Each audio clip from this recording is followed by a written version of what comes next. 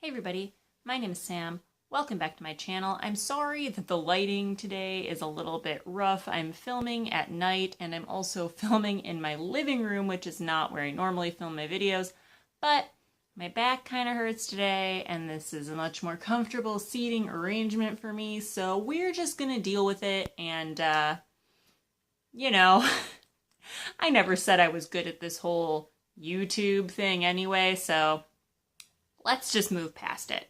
Anyway, today I'm going to be filming a tag video because I've been tagged in a couple and I'm trying not to fall dramatically far behind. So I'm going to be filming the Campfire Tag, which was originally done by Jade at Jaded Reader, and she tagged me in her original video. So I guess let's just do that. Do that thing that I just said I would do. I'll link her video down in the place where we link things. I believe the kids are calling it a description box. Anyway, shut up, Sam. Do the tag. First question. Build the Tent. A book you had to read that ended up being a drag. So for this book, for this question, I chose As I Lay Dying by William Faulkner. I had to read this book my senior year, there it is, of high school, and I hated it. I'm actually contemplating reading it for the Read Harder Challenge this year for my assigned book you hated or never finished. I'm kind of curious to see if I would feel differently about it now that I'm an adult. But, yeah, I'll probably make a video about that if that is what I end up reading for that question, or prompt, or what are words, anyway? So yeah, As I Lay Dying by William Faulkner. Number 2, Build a Fire, a book you were proud of finishing. Okay, so, for this fucking question, I have chosen House of Leaves by Mark Z. Danielewski. I believe I have mentioned this book one other time on this channel. This book is massive, and it is really hard to read. There are copious footnotes, and like a million random things, and it's like a story within a story within, I don't even know, but it took me so long. It took me like an entire month to read this book. And I was really looking forward to it. But I was so proud of myself by the time I finished because I almost DNF'd it like many times. And honestly, if I hadn't been reading it because we were planning on doing a drunken library video about it, I probably would have given up. It was so hard. All right, number 3, Roasted Marshmallow, a mushy sweet book you couldn't help but devour.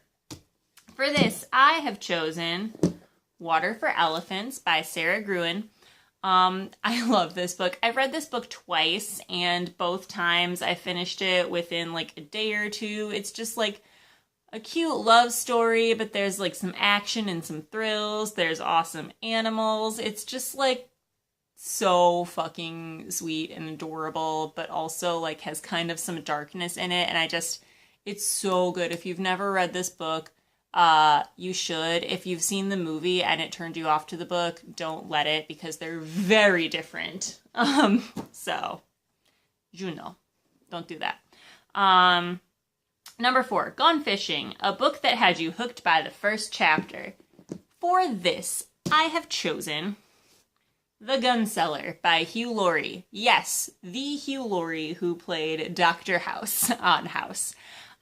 This book kind of surprised me. My husband actually loaned this to me. Like, he read it, I don't know, he bought it and never read it. I don't know what his life is with books, honestly.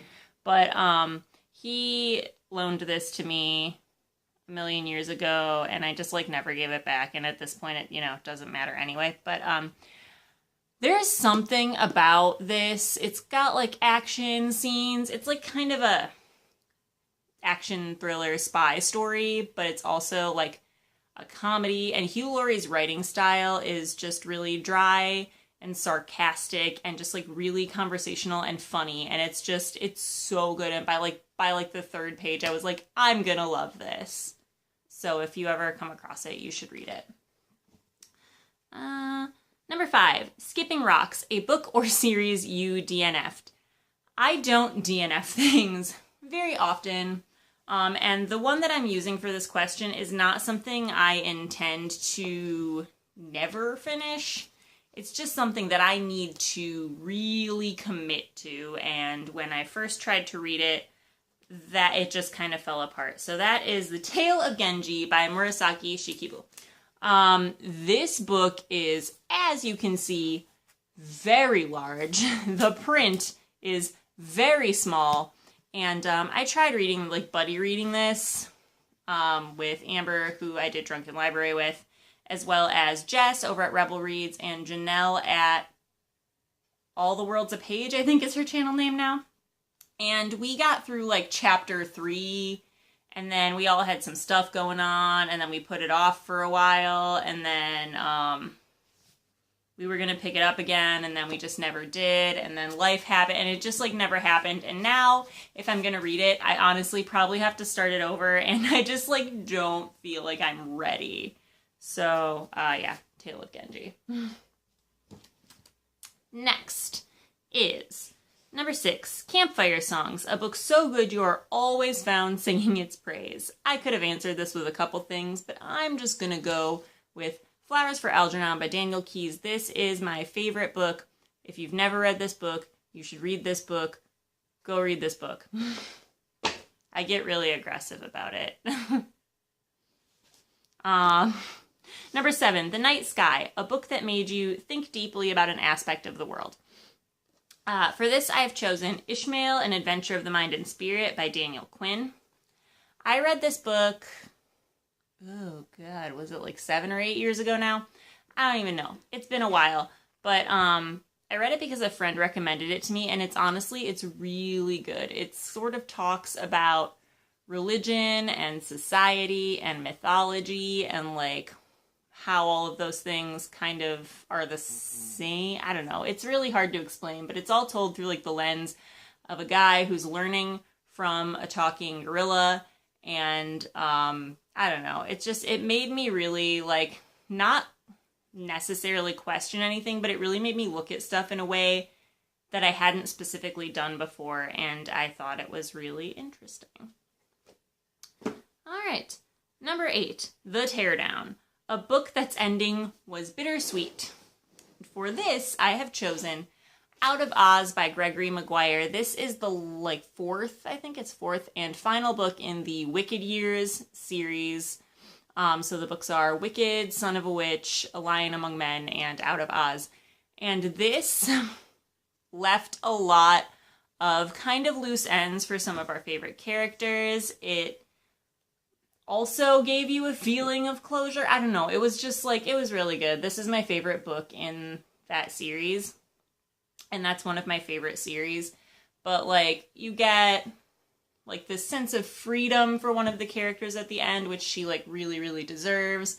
But you also get some mystery and intrigue, and you want more, but it's over, and you're happy, but you're sad. And I loved it. It was so good. I haven't read these in a really long time. I'm probably due for a reread, but so many books, so little time. You know how it goes. All right. So those are the questions. There are 8 questions in this tag. I'm going to tag 3 channels in this. So I am going to tag the ladies at Brushing Bookends. I am also going to tag Erica at Perks of Books, and I am going to tag the restricted section. Please do this tag. It's a pretty fun one. I like the questions for this quite a bit. Yeah, I don't know. I'm how am I so fucking awkward today? I was preparing to do this all day, and I'm how do you video? But yeah, so that's Campfire Tag. Like I said, I'll link the original. I will link any channels I mentioned. Yeah, like this video if you liked it. Subscribe, tell your friends, do all the shit. My social media is down there. You know how YouTube works. Have a great day. Bye.